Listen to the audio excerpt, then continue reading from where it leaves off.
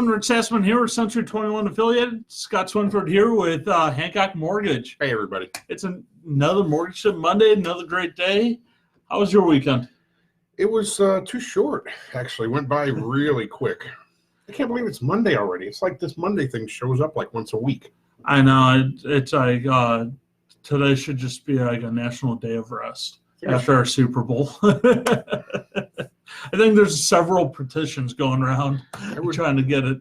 I would take that. Yeah, I got to be honest with you. I'm just not feeling this whole Monday thing today.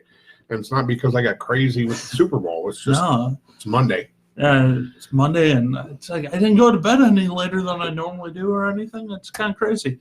But, I mean, it was an entertaining Super Bowl. I enjoyed it. And now we're back to business. It was 60. My car legitimately said 60 degrees yesterday. My car said 50 degrees today. 50 degrees today. And it's February. Spring is showing up early, especially in the housing market. So that's one of the big things that we want to talk about is the spring market is already here, and things are moving fast. And that's all fine and dandy till we get that blizzard in the middle of April. Mm-hmm. Yeah, and usually when snow starts flying, things start slowing down again. But, I mean, who knows? We may not get that. We've had those strange winters where we had nothing but snowstorms and freezing cold temperatures, and we've had other ones where I golfed in February. Yeah, it was. I was out yesterday, saw a bunch of motorcycles. Yeah. Thinking, man, if I had a motorcycle, I would not be out in this. It's only 60. Yeah, I was. I'm kidding. I would definitely be out in it. I was on my way to an appointment, and on 30, I passed like a group of like 10 Mustangs, all different years. It was kind of fun to see that out with one even had the top down on it, so it's going. Wow. I don't know if it's that nice, but I'll take this anytime in February. So we'll take it, absolutely. Yeah, and it is having a big effect on the housing market. Yep, it being warm like this because. At least in my opinion, I'm not a real estate agent. I don't even play one on TV. But I'm just guessing that a lot of times folks don't want to list their house because they don't want somebody traipsing through their house with snow and mud and stuff all over their shoes and getting them filthy. But, I mean, it's been nice. Yeah. So are you starting to see more listings? I'm starting to see not as many listings, but that's also just due to demand. There's more buyers and sellers out there right now. So prices are continuing to go up right now, and which is kind of strange a little bit for it being winter. Usually prices tend to level out a little bit, but things are continuing, and it's great for everyone. I love it. I know you love it. It keeps us busy, and instead of retooling for the new year, we've been going full force through the holiday season and now into February. It has been, yeah. And if you're thinking about listing, now might not be a bad time, especially when we've got so many buyers out there. No, yeah, I have so many buyers that I'm sending out letters to people in just neighborhoods right now that my buyers are looking at, saying, hey, if you're thinking about selling, I already got a buyer. Let's make this easy. And that's how desperate we are for listings right now across the board, anywhere from the fixer-uppers to the $500,000 houses. There's demand right now. So, wow. Yeah. Yeah, hi, Tim. You're right. The housing market is hot. Hot. So, but so let's talk about, since this is geared towards buyers, let's talk about what it takes for you to be a great buyer. And step number one, hire a great agent, of course, like myself. Step number two, get a pre-approval from a trusted loan officer like Scott here. Okay, I'll take that. Yeah, you're trusted, right? Of course. Hi, Mrs. Sassman. So, hi, Mom. So, no, I'm really excited about the market, but I want my buyers to have the best chance of getting the offer accepted. I'm going to do everything on my part to get your offer accepted, but in order to do that, you got to get pre-approved so they know you're a serious buyer. And being pre-approval, getting a pre-approval, should I say, is very painful, right? No, not really. No? Okay, I'm wrong. Well, for who? For the buyers or for me? For the buyers. Okay. No, it's not for me either. actually. I was just clarifying there, but no, there is, and you know, I like to joke around, obviously, but with a pre-approval, there are some things that we ask for because I want to have a solid pre-approval. I want, in fact, I just spoke with another agent, someone that you know, a couple hours ago, because we sent out a pre-approval yesterday, and this agent called me and said, hey, how solid is this borrower? So now we've got, and it's a full price offer. So obviously in a multiple offer situation, you want to have a good, solid pre-approval. Exactly. And there are some things we do. We have a letter that goes along with it that sort of explains the pre-approval process. But what I see with lenders is they use the words pre-approval and pre-qualification. Sometimes they're used interchangeably. They are really not the same thing. No. And even a pre-approval, when we get it, we look at your income docs. So I ask you, if you would, to send me your bank statements, your paycheck stubs, your tax returns, things like that, so that we can put it all into the system and run it through our automated underwriting system, or our AUS, to get an approval from there. Yes. But even if we get an approval from that, and if someone tells you, hey, Rich, yeah, we got an approved eligible, our AUS is good, you have to put in the right information. It's like that garbage in, garbage out thing. So if you're willing to give us the information that we need, we can put it into the system and get a quality pre-approval for you. Takes a little bit of time. I would say maybe an hour and a half on my part. If it's a brand new client, to get everything in, get it all inputted, make sure that it makes sense, make sure we're qualifying the income correctly, if we can use overtime or if we need to use overtime, or average bonuses and things like that. So there's a lot going on there. But you know that a good solid pre-approval will help you quite a bit, because when you're out shopping with Rich, and you know, and I had someone just a few weeks ago say this. They said, well, we're really not really looking right now. If we find something we like, we'll probably do it. And then 2 days later, they called up and said, we found the house we love. We want to make an offer on it right now. I'm like, great. Well, send me your bank statements and your payroll. And so it makes sense to kind of keep up to date with those things. But if you're ready to go, it only takes a couple minutes to generate a pre-approval letter. Yeah. Because we have everything already. And of course, I'm asking you to send it to me, because again, the more information I have, the better decisions we can make on your behalf.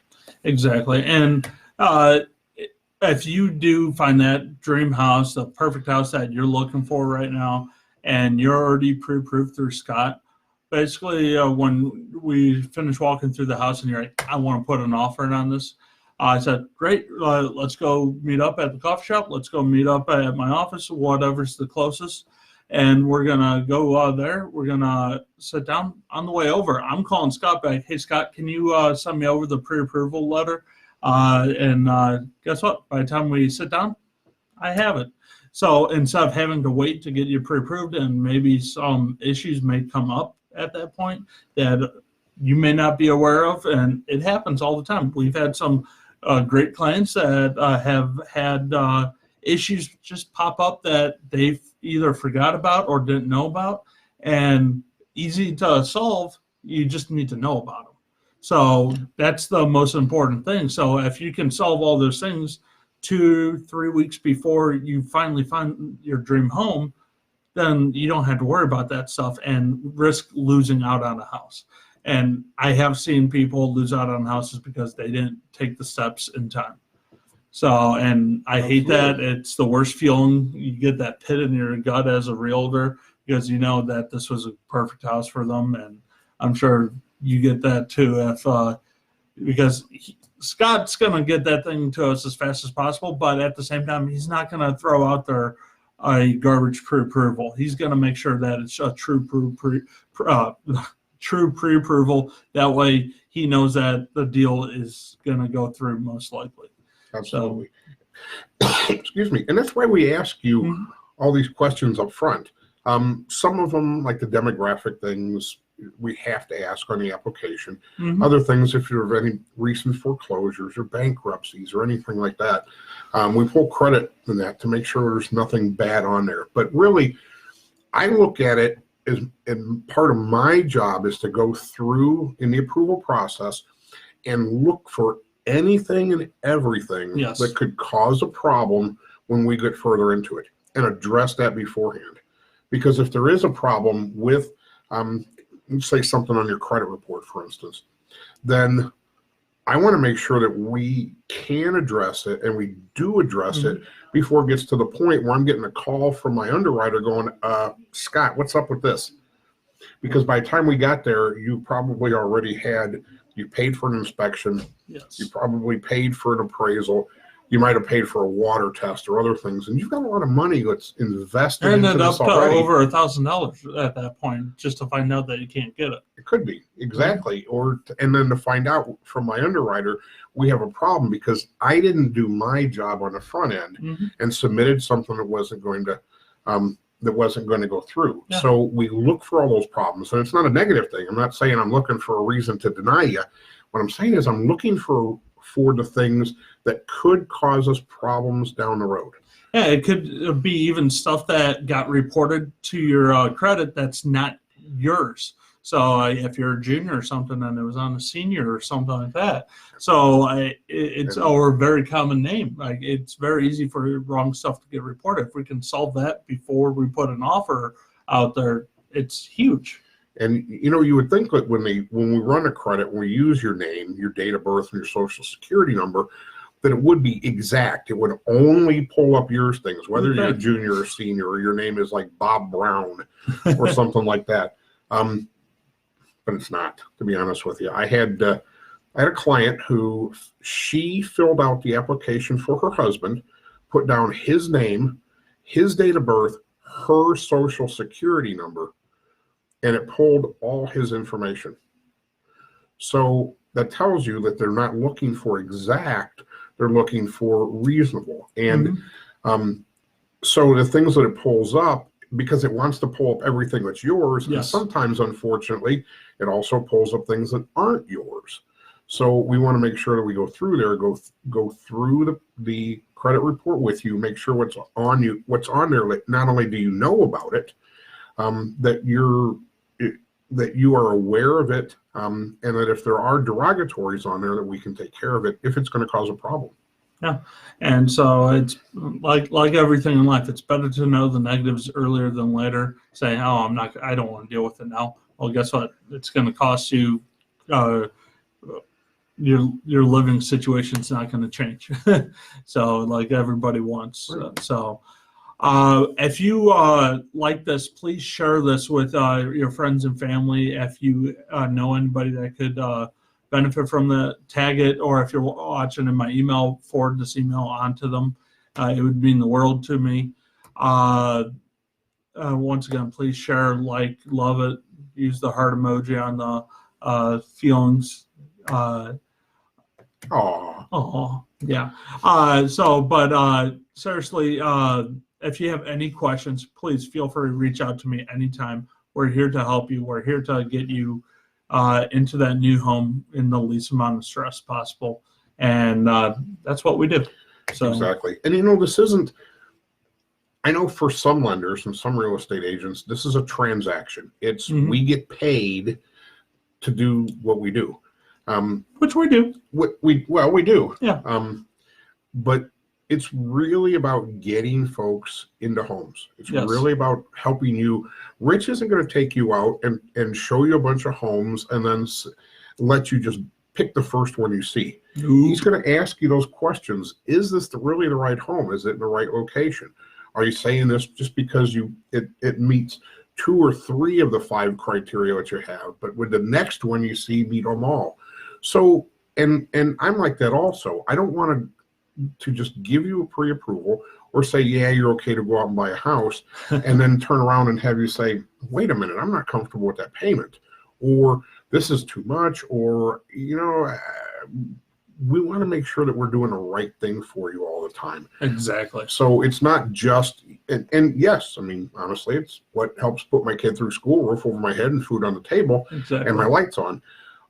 But it's more than that. It's more than just, at the end of the day, it's more than getting a paycheck. It's helping you get into the house you like, or refi your house, but getting into the house you like and that you're going to enjoy and that you're happy about it, not what you're having buyer's reluctance, or you're not sure, or you think the payment's too high, because we can talk about all of those things beforehand. Yeah, and also if you have a loan, home loan in the past couple of years that's over 4%, I would reach out to Scott and reach out to myself. I'll put you in touch with Scott because you could probably refinance and save a lot of money. There's a lot of opportunities out there. We just closed one, Rich, last week. In fact, it's a refinance, and there's what they call a rescission period, which means you have to wait 3 days from the day you sign the docs to pick up the checks and things. And it's kind of that cooling off period. Do we really want to do this? This is in the best interest, and it's a government required thing that is there to protect the borrowers. So this gentleman was paying $1,300 a month between his mortgage and all of his credit card bills and other bills and things like that. So about $1,350 a month, actually.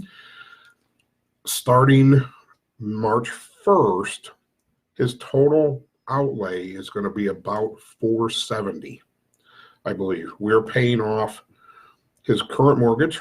We're paying off all his credit cards. We're paying off all his other